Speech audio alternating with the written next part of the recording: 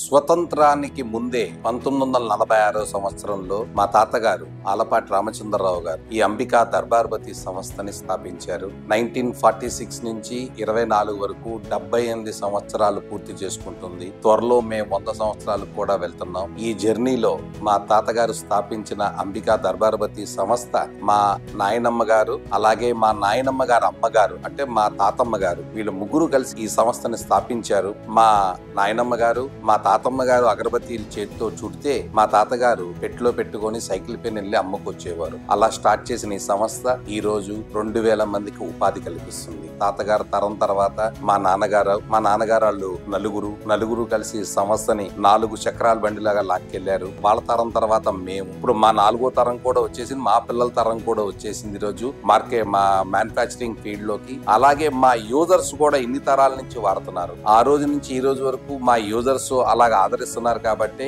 ఈ రోజు అంబికా దర్బార్బతి సంస్థ ఇంతమందికి ఉపాధి కల్పిస్తుంది.